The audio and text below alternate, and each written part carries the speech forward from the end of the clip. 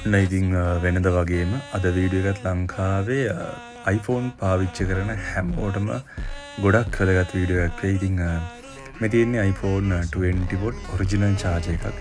ඉතින් ඔයාලා කොහොමද original charger එකයි fake charger එකයි අඳුනගන්නේ කියලා බලන්න ඕන. අනිවාර්යෙන් මේ වීඩියෝ එක බලන්න.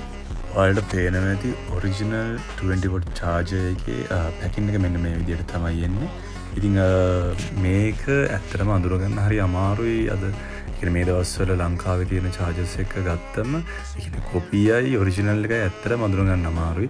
ඉතින් මේ වගේ පොඩි සියුම් තැන් කීපයකින් තමයි අපිට ඒක බලා ගන්න පුළුවන් වෙන්නේ. ඉතින් මෙන්න මේ විදිහට තමයි මේකේ පැකින් එක එන්නේ. ඉතින් ඔය බාකෝඩ් ටික ස්කෑන් කරලාත් ඔයාලට බලා ගන්න පුළුවන්. සහ ඉතින් අනිවාර්යයෙන්ම විශේෂයෙන්ම සැලකිලිමත් වන්න ඔයා ගන්න charge එක ඔරිජිනල්ද ෆේක්ද කියලා.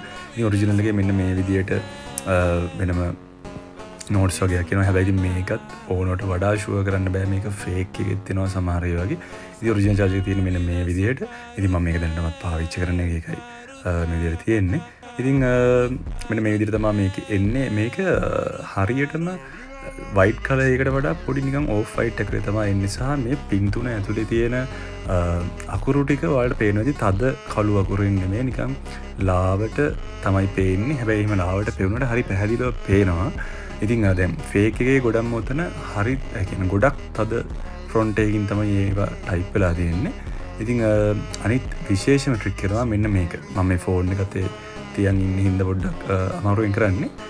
මෙන්න මේ විදිහට අපි එකපාරක් ගසනකොට එකපාරක් දෙපාරක් ගසනකොට නිකම් මේ පින් තුන එළියට එන්න ඕන. ඒකට හේතුව ෆේක් එක ඒක ගොඩක් තද වෙලා තමයි තියෙන්නේ. හැබැයි මේක එහෙම නැහැ. මේක ඔරිජිනල් එකේ හින්දා එකපාරක් ගසනකොට එන්න ඕන. ඔය ආවේ.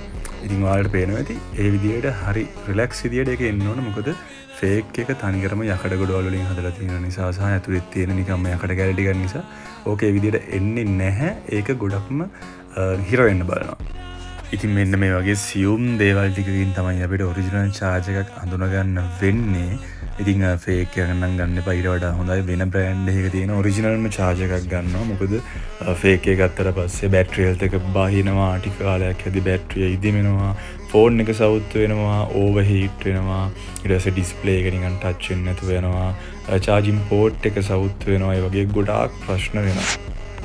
වැඩිය මහන්සි නොවේ ඉක්මනින්ම ඔරිජිනල් ඇඩැප්ටර් එකක් හොයාගන්න විදිය තමයි මම ඔයාලට කියලා දුන්නේ. ඉතින් මගේ channel එක subscribe කරලා තියාගන්න. ඉතින් ඉස්සරහට මේ වගේ විශේෂ දේවල් මම ගේන්න. මේක මේ පැත්තෙන් මම channel එකක් නෙවෙයි. හැබැයි අපිට එදිනෙදා ජීවිතේ අනිවාර්යයෙන්ම අත්‍යවශ්‍ය වෙන දෙයක් තිබ්බොත් අනිවාර්යයෙන්ම මම ඒක කියලා දෙන්නම්. මම දන්න දෙයක් නම්. ඉතින් එහෙනම් ආයෙත් අපි හම්බෙමු. ජය වේවා.